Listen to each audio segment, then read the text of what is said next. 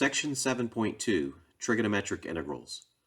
Our goal in this section is to evaluate integrals involving trig functions that use methods beyond basic u-substitution or integration by parts. Let's begin with an example. Consider the integral of sine cubed x dx.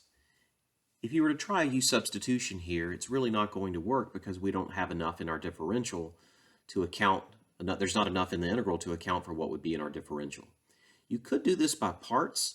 We'll talk about that a little bit later, but it would quickly become rather tedious and unwieldy, and especially if the power were much larger than 3, it would become very cumbersome. The key idea here that we want to use is to take, when we see a sign with an odd power of x, what we want to do is split off one power of that sign and write this as sine squared of x times sine of x dx. And the idea here is that if this is ready-made for our differential, if we were to make a substitution such that our differential involves sines, so for example, if we used u equals cosine x, then this would be a successful plan of attack because our differential already has sines in it, but we would need to have the remaining parts of our integrand in terms of cosine. We can accomplish this by using a standard trig identity where sine squared theta plus cosine squared theta is equal to 1. If we solve this for sine squared theta, then we see we can rewrite sine squared x as 1 minus cosine squared x. And now we're in a position where we can make the u substitution that we talked about just a minute ago. If you were to let u be cosine x, then du would be minus sine x dx. Minus du would be sine x, highlighted here in green as our minus du. If we replace cosine x with u, then the integral becomes an integral of 1 minus u squared times a negative du. If we distribute that negative through, we get the integral of u squared minus 1 du. And now this is a very straightforward integral to do using linearity in the power rule. By the power rule, we just get u cubed over 3 minus u plus c. And then substituting back, since u is cosine x, this would give us a 1/3 cosine cubed x minus a cosine x plus c. Let's look at another example. Again, we're going to choose an example where there's an odd power on our sine or cosine, and you're going to see a theme emerge. So if we have the integral of cosine to the 5th of x dx, if we split one of the powers of this odd cosine function off here, then this is kind of hinting that our differential should involve cosine x. That means our substitution should probably involve sine, but we don't have any sines. But if we rewrite this as cosine to the 4th x as cosine squared x, quantity squared, we know we can transform this inside cosine squared x into sine ingredients simply using our standard trig identity again. So now, if we write cosine squared x as 1 minus sine squared x, quantity squared, because remember this was still squared, well then we could let our u be sine x.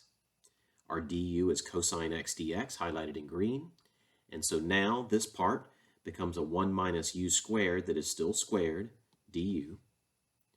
Now if we expand this out correctly, algebraically, we get integral of 1 minus 2u squared plus u to the 4th du. Be careful on that step. And now again, using linearity and the power rule, we see that the antiderivative here is u minus 2 times u cubed over 3 plus u to the 5th over 5 plus c. Finally, we can substitute back in, since u is sine x, we get a sine x minus a 2/3 sine cubed x plus a 1/5 sine to the 5th x plus c. Again, let's look at another example, this time with sines and cosines in them, but it's still an example in the same spirit as the last two because we have an odd power that we can pick on and use to our advantage.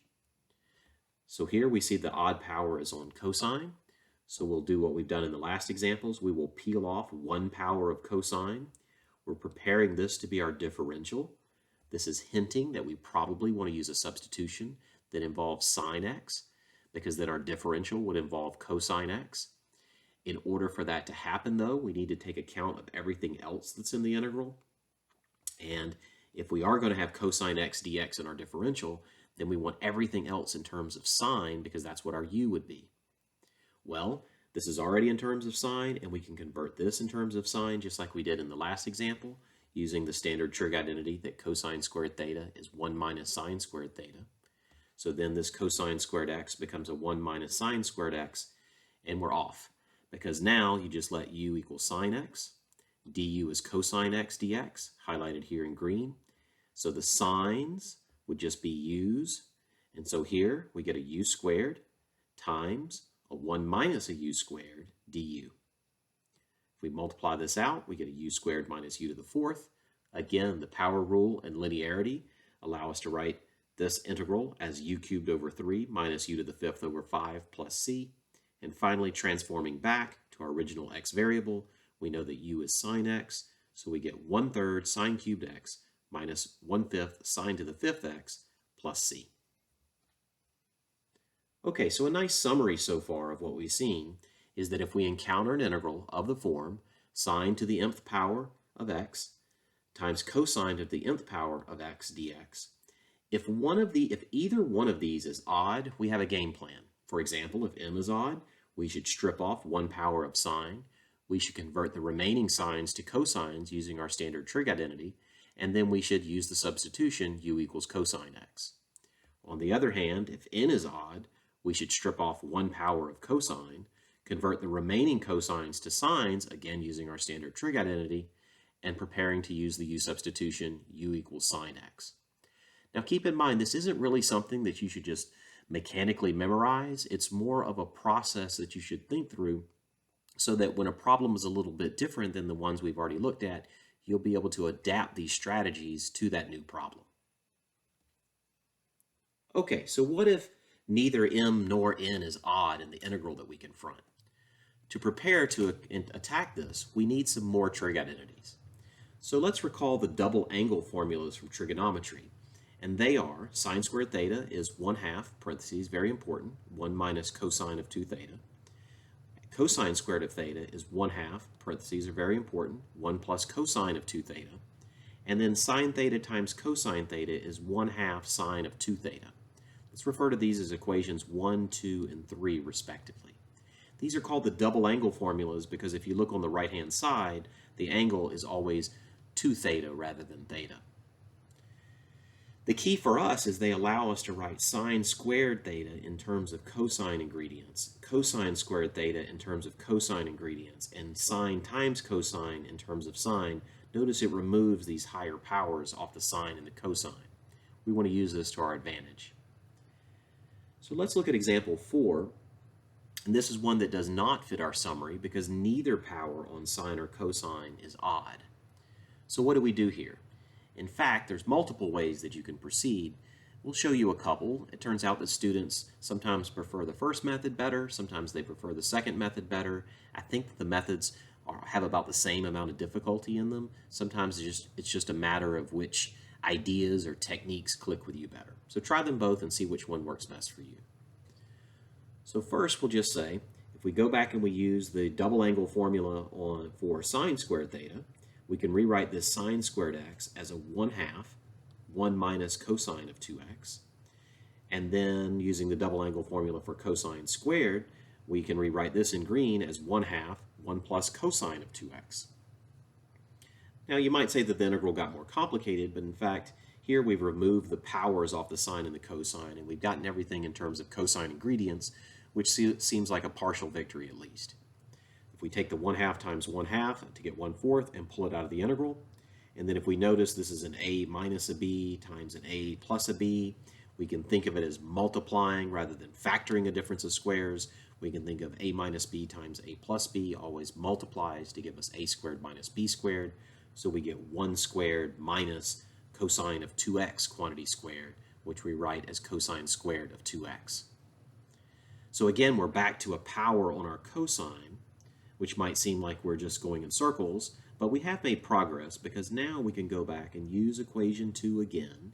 Notice this time though, the theta here in equation 2 is a 2x, so be very careful. We get a 1/4 integral of 1 minus, when we use this, we get a 1/2, 1 plus cosine of 2 times 2x, so that gives us a 1/2 of parentheses 1 plus cosine of 4x. And now if we simply distribute the 1/2, we would get 1 minus a half to get a half. We would get minus a 1/2 cosine of 4x. If you want to, you could factor out the 1/2, and then you could anti-differentiate the 1 to get x, and anti-differentiate the cosine 4x to get a 1/4 sine 4x, plus c. Then we could distribute the 1/8 and get 1/8 x minus 1/32 sine of 4x plus c.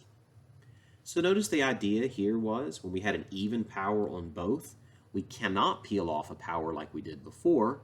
You should try it and see why, but instead we go to the double angle formulas and we convert these, and then we use a little bit of algebra combined with the double angle formulas to get this into a doable integral. So that's one method. Okay, let's take a look at another method. Instead of using formulas 1 and 2, we could also use formula 3 to just rewrite. So let's go back. We look at formula 3. It tells us that any time we encounter a sine theta times a cosine theta, we can rewrite that as 1/2 sine of 2 theta. So notice we have a sine squared x times a cosine squared x. So we could rewrite that as sine x times cosine x, quantity squared, and then apply this to the inside part of that representation. So again, if we have sine squared x times cosine squared x, we just rewrite this as sine x times cosine x quantity squared. We apply the double angle formula 3 to the highlighted yellow part. We turn this into a 1/2 sine of 2x. It's still squared. Now we square the 1/2 to get a 1/4. We pull it out of the integral. We have a sine squared of 2x. Again, it might not seem like we've made progress, but we're down to a power on a sine, although the argument has changed and we have a 2x. But again, we can use the double angle formula 1 here to rewrite this as a 1/2 parenthesis 1 minus cosine of, be careful, our theta here is 2x, so this is a 4x. Similar to what we did in the last example, we just distribute, we factor out the 1/2 to get a 1/8, and now we have this. This is now a straightforward doable integral. We anti-differentiate 1 to get x. We anti-differentiate cosine 4x to get 1/4 sine 4x plus c. We distribute the 1/8, and we get 1/8 x minus 1/32 sine 4x plus c. Notice this is the same as what we got before. And now you can decide which method is easier. I don't really know that there was that big of a difference. Really, it's a matter of using 1 and 2 or using 3. But you decide and go with whichever one clicks with you better. Okay, the next topic in this rather lengthy section is we need to talk about reduction formulas. Reduction formulas are when you have usually a function raised to a power, or it has some kind of parameter in it, and all of ours have powers of n on them, where we look at some standard trig functions, sine n, sine to the nth power of x, cosine to the nth power of x, tan to the nth power of x, and secant to the nth power of x. And what you can do is use repeated integration by parts. We're not giving a general proof here, we're just stating the formulas, but if you use integration by parts repeatedly, you can calculate this integral by knocking the power down. That's what the integration by parts does, to get a representation of this form. You can tell it even has an integration by parts flavor, sort of a UdV. Integral of UdV is uv minus integral v du. So it has this flavor of integration by parts. I'm not proving these formulas in general, but we do want to put them into the record, and you would be given these reduction formulas. You'll see a formula sheet at the very end of the section, so you want to keep that in mind. They are just another tool in our toolbox in case we have to integrate a power of one of these standard trig functions. Just to give you a feel for where these come from, why don't we just take the first one and we'll use the same integral as example 1. We'll do it a completely different way than we did. Instead of peeling off when we had this odd power on sine back in example 1, instead this time we will do an integration by parts, and this is the blueprint for how the proof goes for the general reduction formula. It's just more complicated because it has a general n there rather than a 3. But what we're going to do is rewrite this sine cubed x as sine squared x times sine x dx. We're going to use integration by parts, so we're going to let u be sine squared x. We're going to have dv to be sine x dx. Then our du is this, our v is this, And if you follow the integration by parts template, you get uv minus integral v du. And once the algebra and trig and calculus dust settles, this simplifies to give us a minus sine squared x cosine x. Here the minus and the 2 gives us a plus 2. We get a sine x times a cosine squared x. We're just going to sort of chip away at this integral. This is what it is every single time. We just need to see if we can make some progress on this remaining integral. And so here we're going to use our standard trig identity and rewrite cosine squared x as 1 minus sine squared x. Once we've written everything in terms of sines, then we can distribute the sign and get a sine x minus a sine cubed x. And this is making progress because now we can break this into two integrals, 2 times the integral of sine x dx minus 2 times the integral of sine cubed x dx. This integral, of course, is straightforward to do. This is, notice, still difficult to do, and it is our original integral, so we're hearkening back to that 7.1 theme of integrating by parts and solving for the integral. So now if we take this, we see that we get this integral equals this. If I just rewrite that, to put that in front of us, we get this. Notice what was on the left-hand side and what's on the far right-hand side are like terms. So if we throw this term to the other side, we get 3 integral sine cubed x dx equals this.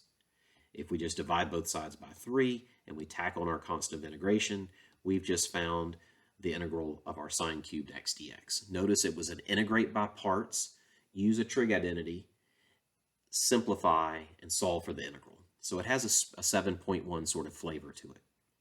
Notice this representation is different than the representation for the antiderivative that we had in example 1, but they are equivalent. If you use the trig identities, you can show that they're equivalent. As another flavor of in practice, instead of, we don't need to reprove the reduction formulas, I was trying to give you a feel for how these reduction formulas come about. But in practice, when you have the reduction formula, sometimes you're in the midst of a completely different problem and you just need to compute a sine to a power of x dx, or a cosine, or a tangent, or a secant to a positive integer power.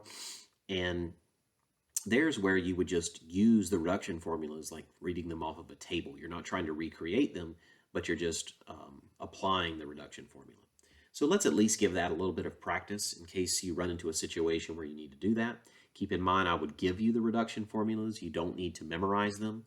But if you had a sine cubed x dx, you would just go back to your reduction formula. These are hard to fit on the screen at the same time, so I'll just refer to it. You go back to this reduction formula. Your n is 3, so everywhere you see an n, you want to put a 3. And if you do that, you get 1/3 sine, minus 1/3 times the sine squared of x cosine x plus 2/3 integral of sine x. Notice it's a reduction formula because it reduces the power that is on the sine, making this integral more doable. So this just is what it is. Here, the integral of the sine x is just a minus a cosine x. We pick up our plus c, and then when we simplify, we get this. And notice this is the same as what we got when we integrated by parts. Of course, that's because that's where the reduction formula came from. Okay, this is just another tool to have in our toolbox. It's a little bit different. It's another trigonometric integral, another approach, and so we want to be flexible and have as many tools as we can to attack the different problems that present themselves to us. Okay, the next thing that is in this section is we need to, just like we looked at integrals that were of the form sine to the nth power of x times the cosine of the nth power of x dx, we need to do the same thing with secants and tangents. The good news is, even though these are different and the trig identities that we use are slightly different, the themes are all exactly the same. And so if you were following with the ideas of what happened in the earlier examples, I think you'll see those same themes and ideas occurring in these examples.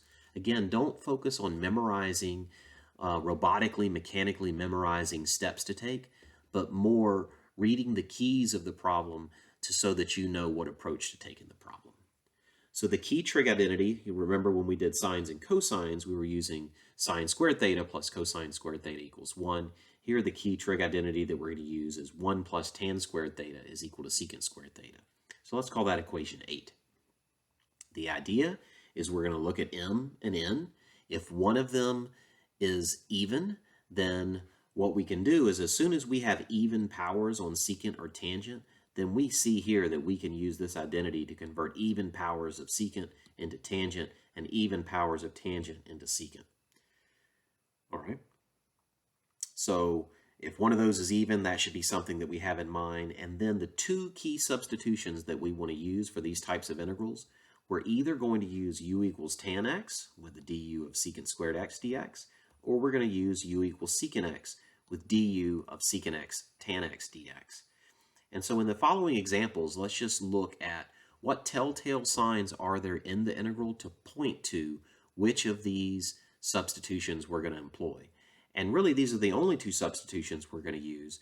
So you could sort of make an educated guess, but I want to show you how you can look at the ingredients that are in the integrand, and they'll sort of tell you which substitution is going to work and which is not. Okay? So let's look at the integral of secant to the fourth tangent to the sixth x dx. And so we see that these are both even. So we could take either one and write it in terms of the other ingredients. And so how would we know? Well, we know there's really only two substitutions on the table, or at least that's what I've told you the situation is. And if you kind of think ahead, if we picked our u to be secant x, then our du would be secant x tan x dx. But in order, if we pick our u to be secant, then we're not going to have any extra secants left over for the differential. And that's sort of your telltale sign that that isn't the u substitution that's appropriate for this type of problem. Okay, so instead, we want to eye a substitution of the form u equals tan x. If we're going to use u equals tan x, then naturally our du is going to be secant squared x dx. So we're going to prepare the way for that substitution by trying to isolate a secant squared x. So let's rewrite secant to the fourth x as secant squared x times secant squared x. And the idea here is we're trying to reserve one of these secant squared x to be in our differential. All right, so we'll leave one of these alone, this one maybe. We'll convert the others. We want everything else to be converted into the ingredients that involve our u substitution. So we need things to be in terms of tangent. So we want to rewrite secant squared. Remember our identity, that 1 plus tan squared theta is secant squared theta. So we can rewrite secant squared x as 1 plus tan squared x. We left this alone, eyeing it for our differential. We left this alone. Okay, and now when we get to this line, we're thinking, okay, this is going to be my u is going to be tan x. It's still squared and it's still to the sixth, so I'm just grabbing the tan. Du is going to be highlighted in green, is our secant squared x dx. And if we make that substitution, we get 1 plus u squared times, this will be a u to the sixth, and then in green we'll have a du. That is a very doable integral. So now we just distribute the u to the sixth. We get u to the sixth plus u to the eighth du. By the power rule and linearity, we get u to the seventh over 7 plus u to the ninth over 9 plus c. And then transforming back, u is tan x, so we get a 1/7 tan to the 7th x plus 1/9 tan to the 9th x plus c. So again, we looked at what was in our integral. We looked at the proposition of what one of these u substitutions would do for us and what it would leave us left over in the integral for our differential. I fully admit that this takes a little bit of practice, so be patient with yourself so that you can practice these and you can get a feel for which parts you want to convert to what and which substitution you want to use. Okay, let's look at another example. This time we'll do the integral of secant to the 9th x tan to the 5th x dx. I purposely am picking where neither power is even, so we can't use that game plan that we talked about a few pages ago. And so now we need to think ahead. Well, we're either going to use u equals tan x or we're going to use u equals secant x. If we try to use u equals tan x, then our du is going to be secant squared x dx. But if you look at this, if I need to take 2 powers of secant out of this in order to reserve it for my differential, I'm going to have an odd number of secant powers left.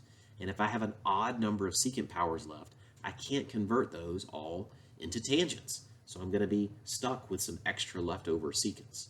That's the telltale sign that this isn't the substitution for us. So let's try the other. If we pick u equals secant x, Well, then our du would be secant x tan x, and now this starts to tell us how to manipulate our integrand in order to make this substitution and this differential happen. I kind of think of it as I need to be guided by the differential, so I need to get a secant x and a tan x. That means I need to peel off 1 power of secant, I need to peel off 1 power of tangent, and I'm reserving those together with dx to be in my du. Knowing that this is my differential, that means my substitution must be secant x. That means everything else in the integrand must be turned into secants. Well, these 8 powers of secant are already in terms of secant. We need to turn these 4 powers of tangent into secant. Thankfully, this is an even power, so we can write this as tan squared x, quantity squared. And then using our standard trig identity, that 1 plus tan squared theta is equal to secant squared theta, so tan squared x is equal to secant squared x minus 1. I can replace this with this. Notice I'm getting things back in terms of what my u will eventually be. And now I'm ready to apply this transformation. So now wherever I see a secant x, that's a u. Wherever I see, well, at least these are. The ones in green are reserved for my differential, so this is going to be my differential. And so this is going to give me a u to the 8th times a u squared minus 1 quantity squared times a du. And now we still have to be careful here. We need to algebraically square this out correctly. This is going to give me a u to the 4th minus a 2u squared plus a 1. And so this is going to give me, let me fix this sign here. So now plus a 1. And now we get a u to the 12th minus a 2u to the 10th plus a u to the 8th. This is going to give me, after linearity in the power rule, this gives me a u to the 13 over 13 minus a 2u to the 11th over 11 plus a u to the 9th over 9 plus c. Now transforming back, u is equal to secant x. So we get a 1/13 secant to the 13th x minus a 2 over 11 secant to the 11th x plus a 1 over 9 secant to the 9th x plus c. Okay. Finally, the last major topic in this quite lengthy section is we need 2 very important integrals just to have in our repertoire. These aren't really fancy integrals to do or ones where they use some exotic technique. They're just basic integrals that we have not been able to do by other methods, and we just need to enter them into the official record because we may encounter them in future sections, and we want to be able to have them in our repertoire. Okay, one is the integral of tan x dx. Actually, we did this in the 5.7 notes, so you can go back and look at that. We just turned tangent into sine x over cosine x, and then we used a u-substitution. So we did that last time, but I do want to underscore you should have this in your repertoire. If we run into this integral in the future, you should know this integral. Another integral, the last one that we need to add to our repertoire, is the integral of secant x dx, and this is a very tricky integral to compute. If you haven't seen this stunt before, this is a very tricky integral to compute. And the idea here is that you can try parts, you can try u-substitution, you can try all sorts of things, and they all sort of hit a brick wall.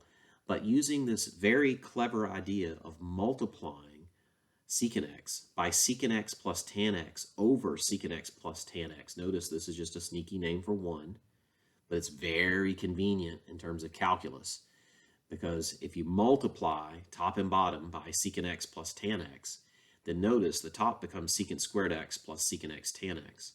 The bottom is just secant x plus tan x.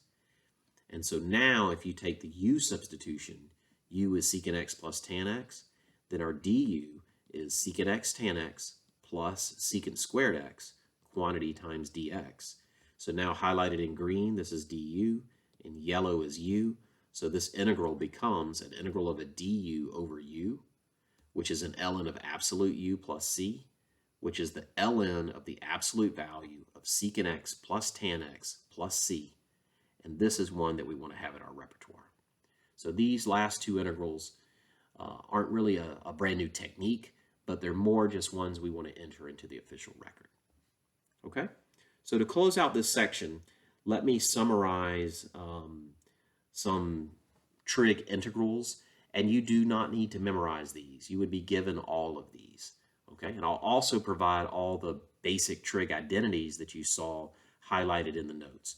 Concentrate on knowing how to use them. It's totally fine to have an index card right there or have your notes out while you're looking at this, because on an exam I would give you this formula sheet anyway, along with actually a longer version of this formula sheet, because I would give you the one that had all the double angle formulas and the standard trig identities on them anyway. I want you to spend your brain power concentrating on knowing how to use them, not memorizing what they are. But notice that I just put the integral that we had just computed, the integral that we just computed. There are some others here, and they're here just for completeness. These are really the more popular ones. And then our reduction formulas, I had this, and this in our notes. For completeness, the other ones are there, but honestly, the four that I showed you are the ones that occur most frequently in practice in Calculus 2.